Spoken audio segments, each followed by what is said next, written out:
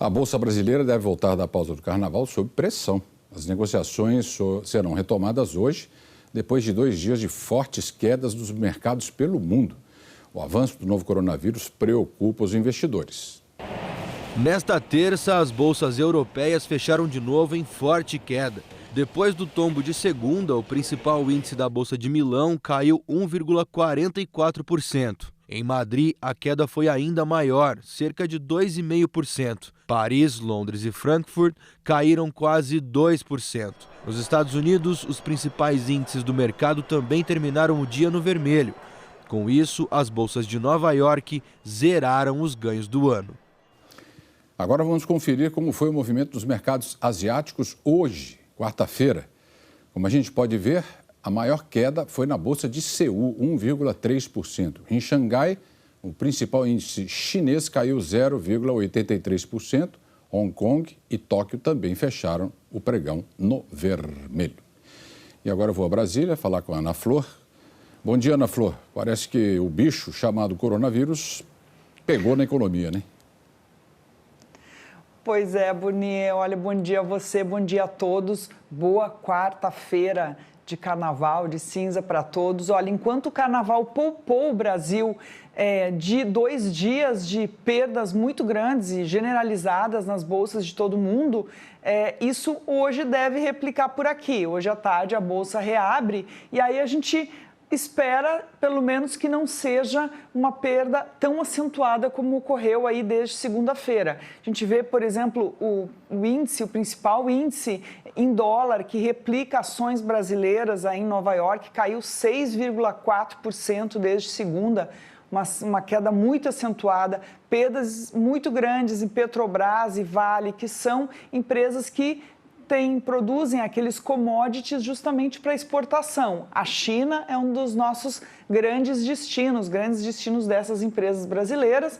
E como a China está aí vivendo um período turbulento, né, de paralisação em muitas regiões, isso acaba afetando muito o Brasil. A gente olha aí outra preocupação do mundo, a Itália, e justamente as regiões da Itália mais afetadas pelo coronavírus são justamente regiões ali, o norte e o noroeste, onde há grandes polos industriais. Então, o mundo começa a ver aí que toda essa epidemia do coronavírus pode durar mais do que se imaginava. Se pensava que agora em março já haveria um controle da doença, não está parecendo isso. E aí o grande risco de uma perda de produtividade. O mundo inteiro já se esperava, né, que crescerá menos em 2020, o coronavírus pode afetar ainda mais isso.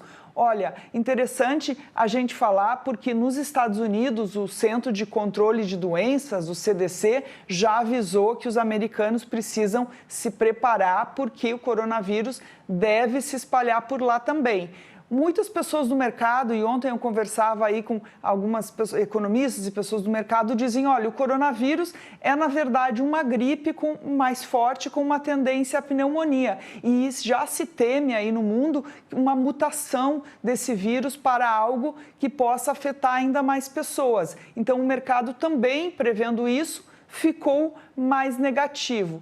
Olha, aqui no Brasil, então a gente reabre hoje as bolsas, deve haver um repique por aqui, né, especialmente da nossa área de commodities, aí nossas maiores empresas, e também vamos ver como anda o restante da semana. Existe aí uma expectativa de que o dólar fique mais estável, por uma expectativa também de queda nos juros americanos, mas mesmo assim aqui os mercados devem sofrer.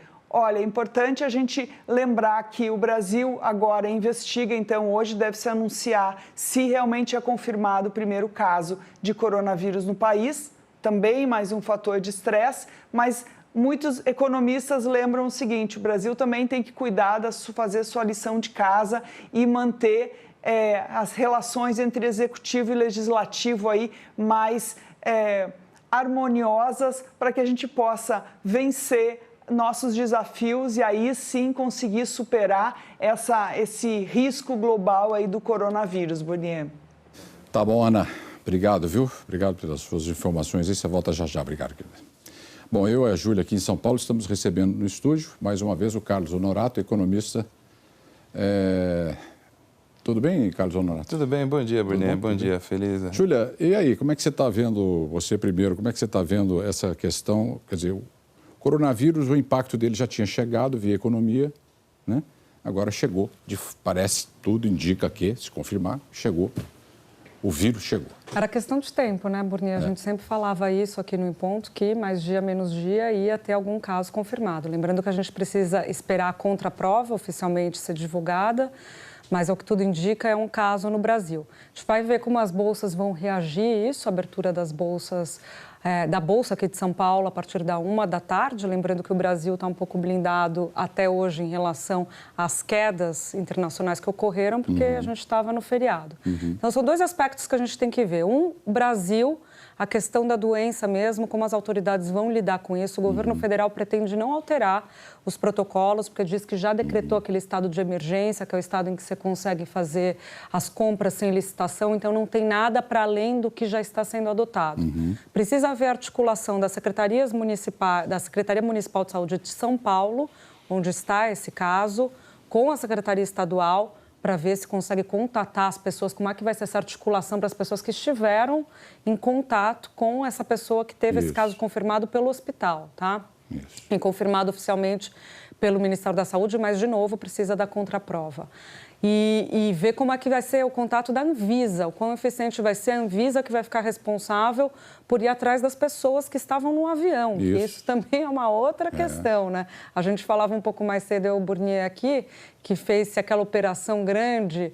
Na verdade, o Honorato já falava isso, fez uma operação grande de guerra para trazer o pessoal da China e a Itália ali se tornando o epicentro. A Itália está o epicentro da Europa dessa crise. Mais de 300 casos, 11 mortes e o trânsito de pessoas entre a Itália e o Brasil é infinitamente maior. Então, é claro que há uma preocupação específica em relação a isso e o impacto que isso terá na economia da Europa e dos Estados Unidos, que a gente falava até agora da China, nosso maior parceiro comercial, vai crescer menos do que os 6% previstos. Isso tem uma repercussão no Brasil, é claro, no PIB desse primeiro trimestre, a expectativa era isso, de vendas menores, já que a China está crescendo menos, comprando menos, mas agora você coloca no radar também os Estados Unidos.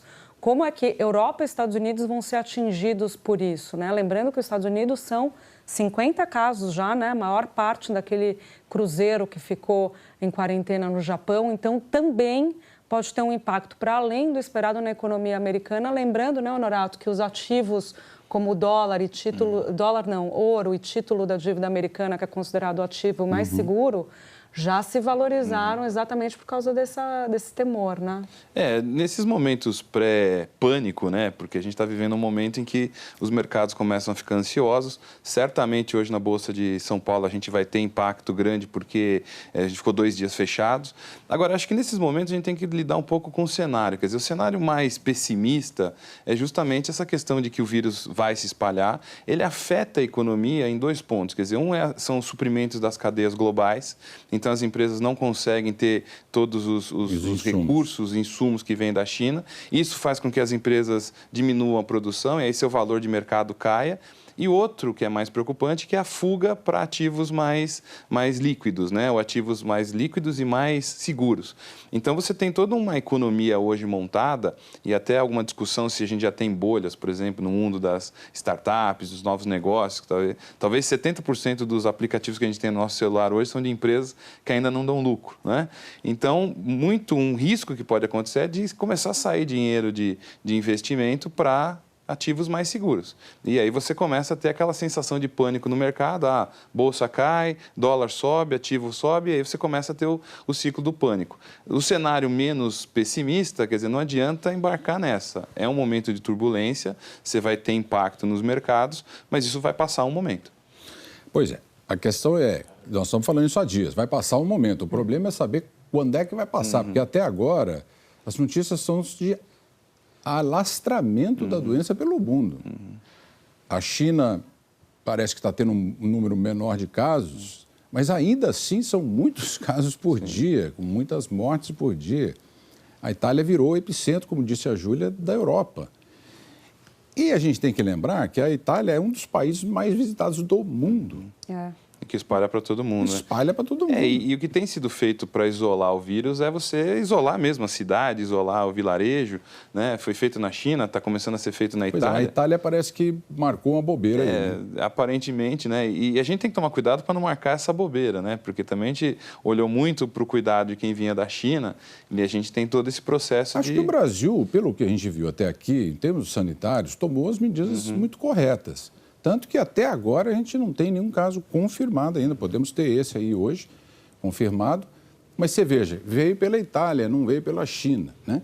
Então, assim, tudo indica que o Brasil tenha tomado os cuidados que precisava tomar. Agora, falando sanitariamente, é quase impossível você evitar que você tenha 1, 2 casos. A curva né, que já foi apresentada algumas vezes, a curva de transmissão é muito rápida, né? Isso. Eu acho que o cuidado que tem que ter nesses momentos, especialmente negócios, né, que é o campo que a gente está comentando aqui de economia, é justamente de ter uma atenção, o cuidado quando eu disse vai passar, não só o surto, mas a crise vai passar. Né? Então, as empresas, os negociantes de bolsa de valores, quer dizer, as pessoas têm que ter uma postura de cautela, você vai ter alguns pânicos, você vai ter processo de vendas de ações, né? E cuidado para que isso não se replique. Né? Quer dizer, a gente tem que ter uma atenção de que a gente tem até outros problemas sanitários mais graves mesmo no Brasil, e é mais uma doença que aparece, que era previsível que isso acontecesse no mundo recentemente. Então, um cuidado para que a gente não entre em pânico antes da necessidade. É gestão, né? É gestão da crise que está acontecendo, infelizmente, em nível global. O Burnier falava da dificuldade de você conseguir evitar que haja algum caso no país, afinal de contas, existe um fluxo de pessoas, trânsito de pessoas, as pessoas vão, viajam, né, entram em contato umas com as outras, e o mesmo pode se falar hoje da economia, né? Hoje não, né? No decorrer da existência da humanidade, mas hoje em dia mais. As empresas brasileiras têm também as ações nas bolsas fora do país, né? Nos Estados Unidos, por exemplo, as ADRs, né? Sim. E houve já uma queda nesse valor desses papéis. Isso está muito casado com a expectativa de que essas empresas, grande parte delas exportadoras, né, vendedoras de commodities, vão ter um impacto em seus balanços. Porque a gente se tornou, o Brasil, e aí acho que é um momento de crise que a gente tem que ter essa atenção, a gente se tornou um grande exportador. Então, no exportador de commodity. Então, no momento que a gente tem crises como essa e o mundo parando de crescer, a gente para de exportar também. Eu acho que esses momentos servem para a gente olhar para a nossa economia e ter a atenção de que a gente precisa diversificar e olhar para esse mundo 4.0. A gente tem que parar de focar só em exportar commodity, exportar água em formato de soja e olhar para o mercado, né, mais valor desenvolvido, agregado, né? Valor agregado. Né? Então, um impacto como esse pode chamar a atenção de que a gente precisa manter, como disse a Ana, o ciclo de reformas, lá vamos nós de novo falar de reformas, né? Mas não pode perder esse norte mais estratégico de longo prazo de ter uma economia mais diversificada, de mais valor agregado e competitiva em nível global. De qualquer maneira, o coronavírus é mais uma pedra no sapato da equipe econômica. Aí, né? E pode virar uma desculpa para não fazer o que precisa ser feito. A gente não pode usar a desculpa de uma crise para não fazer o que precisa ser feito. Né? Gerencia a crise agora e pensa a longo prazo. Muito bom. Honorato, obrigado, viu? Obrigado pelos seus esclarecimentos. Até semana que vem. Muito obrigado, eu que agradeço.